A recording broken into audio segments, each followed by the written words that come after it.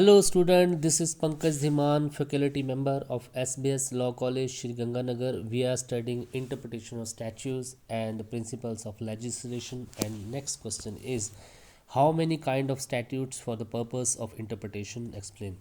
तो next question आपके पास क्या है कि इंटरप्रिटेशन के पर्पस से स्टैट्यूट कितने टाइप के होते हैं, मीन्स कानून कितने टाइप के होते हैं। स्टैट्यूट मैंने आपको बताया था, जो भी कानून जो है वो हमारी लेजिस्लेशन के थ्रू जब इनेक्ट किए जाते हैं, बनाए जाते हैं, तो उनको हम स्टैट्यूट्स बोलते हैं।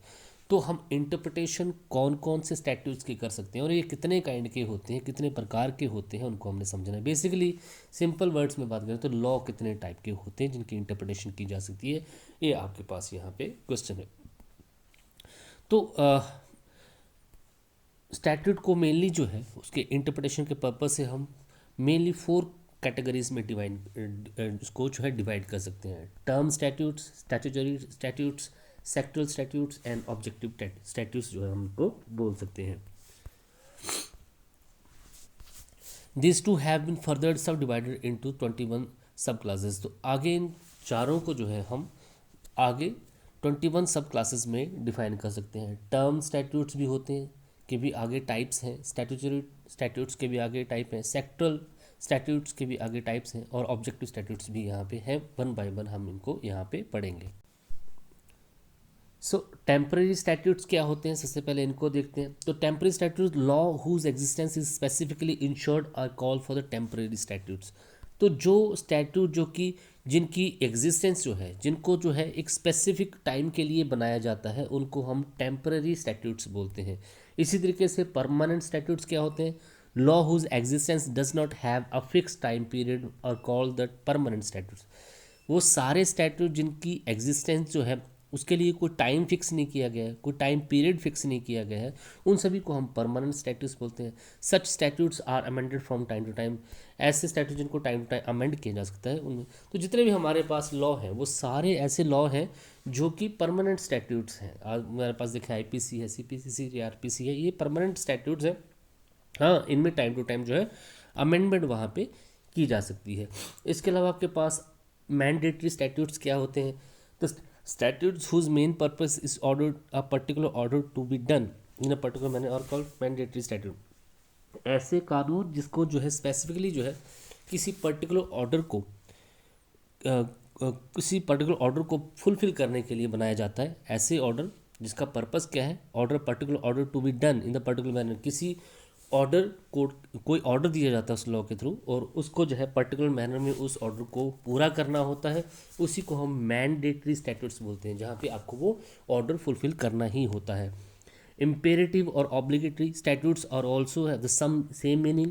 The nature is also similar to the mandatory statute. तो ये जो imperative और obligatory होता है, यहाँ पे भी कोई ऑर्डर होता है उस लॉ के थ्रू जो कि हमें imperatively और हमारे लिए वो ऑब्लिगेटरी होता है, हमें वो मानना ही पड़ता है।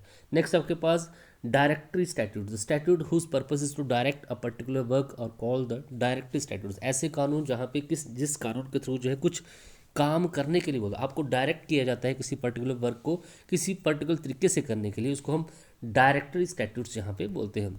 इसके अलावा permissible statutes are also similar, such statutes are not required to be followed. तो परमिसिबल जिसमें आपको को परमिशन मिलती है। इसके अलावा अब आपके पास नेक्स्ट है पब्लिक स्टैट्यूट्स क्या होते हैं, statutes which relate to the public interest or which relate to the public objective or policies, it is called the public statutes. The scope of this statutes is very broad. ऐसे statute, ऐसे कानून जो कि public interest के लिए बनाए जाते हैं, जिनका ऑब्जेक्ट जो है पब्लिक पॉलिसीज होता है, उनको हम क्या है पब्लिक स्टैट्यूट्स जो है लोक नीतियाँ या लोक कानून जो है उनको हम बोलते हैं। Private statutes, statutes that deal with the personal matters such as a personal matter are called the private statutes. It contain all such matter or subject which have no relation with the public or the general public. तो ऐसे सारे statute जो कि general public के लिए ना होके जिनका जो मेन पर्पस होता है वो पर्सनल मैटर होता है, उनको हम प्राइवेट स्टैट्यूट्स बोलते हैं। जैसे आपके पास इंडियन कॉन्ट्रैक्ट एक्ट है या फिर ट्रांसफर प्रॉपर्टी एक्ट है, ये सारे जो है पर्सन टू पर्सन जो है बनाए जाते हैं। दो पार्टीज़ के बीच में जो एग्रीमेंट होता है उसके अकॉर्डिंग ये जो है स्टैट्यूट्स बनाए जाते हैं।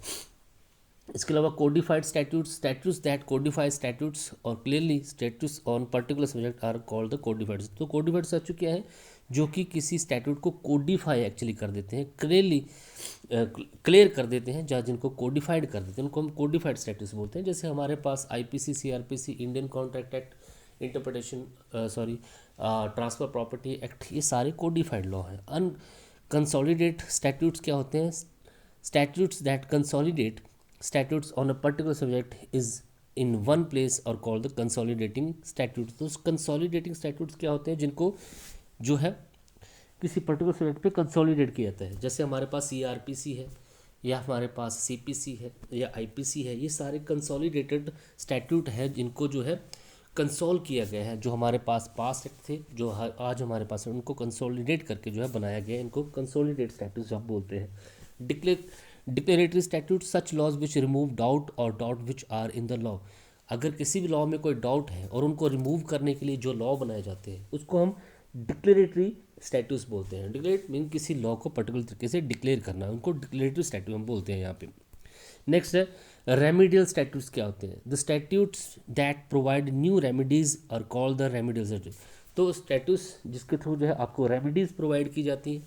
Such statutes are related to the public interest and its purpose is of social justice. तो जिस एक्ट के थ्रू जो है कि जिस स्टैट्यूट के थ्रू पब्लिक को जो है रेमिडीज, उसको उपचार प्रोवाइड किए जाते हैं, उनको हम जो है रेमिडियल स्टैट्यूट्स जो बोलते हैं। इनेबलिंग स्टैट्यूट्स क्या होते हैं?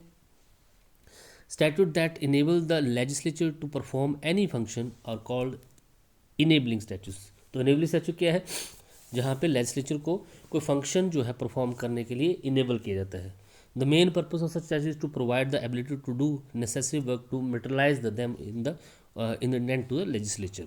नेक्स्ट आपके पास डिसेबलिंग स्टैट्यूट्स क्या होते हैं? Statutes which abolish the right available under the general law or called the disabling statute. ऐसे कानून जिसके थ्रू जो है कोई लॉ जो है जनरल लॉ में कोई राइट अवेलेबल है, उसको जब डिसेबल कर दिया जाता है तो उसको हम क्या बोलते हैं? डिसेबलिंग स्टैट्यूट्स बोलते हैं। Penal statutes which make any act or act punishable by declaration of offence are called the criminal statutes. तो ऐसे स्टैट्यूट्स जो कि किसी एक्ट को क्रिमिनल एक्ट बनाते हैं उसको हम क्रिमिनल स्टैट्यूट्स जहाँ पे बोलते हैं। जैसे इंडियन पिनल कोड है, prevention of the food alteration act है, टैक्सिंग और फिजिकल स्टैट्यूट, ऐसे स्टैट्यूट जो टैक्सेशन ऑफ इनकम और स्पेसिफाइड ट्रांजैक्शन में जो है इनकम को जिस तरीके से उसमें टैक्स लगाए जाते हैं, स्पेसिफिक ट्रांजैक्शन पे जब टैक्स लगाए जाते हैं, उससे रिलेटेड जो लॉ बनाए जाते हैं उनको हम फिजिकल या टैक्सिंग स्टैट्यूट्स बोलते हैं। The main purpose of statute is to collect the revenue for the government. इन स्टैट्यूट्स का मेन पर्पस क्या होता है? टैक्स लगा के गवर्नमेंट के लिए रेवेन्यू जनरेट करना। जैसे आपके पास है इनकम टैक्स एक्ट है, डोनेशन एक्ट है, मनी टैक्स एक्ट है, सेल्स एक्ट है, ये सारे एक्ट जो है इसमें आते हैं। इसके अलावा आपके पास जो है यहाँ पे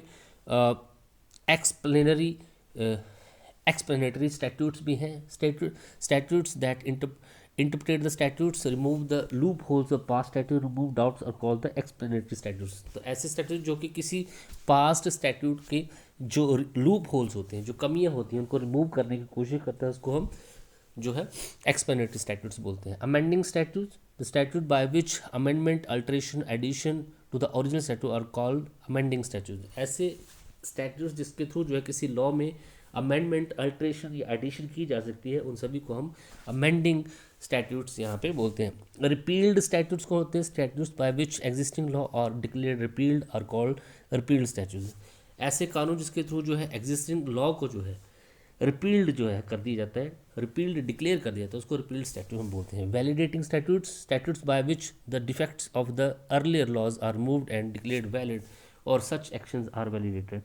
तो ऐसे स्टैट्यूट जिसके थ्रू जो है किसी अर्लियर लॉ के जो डिफेक्ट्स हैं उनको रिमूव किया जाता है, उनको वैलिड डिक्लेयर किया जाता है, उनको हम वैलिडेटिंग स्टैट्यूट्स यहाँ पे बोलते हैं। तो ये आपके पास बेसिकली जो है डिफरेंट स्टैट्यूट्स हैं जिनमें इंटरप्रिटेशन की जा सकती है। इंटरप्रिटेशन के पर्पस से स्टैट्यूट जो है बेसिकली इतने टाइप के हो सकते हैं। Thank you so much.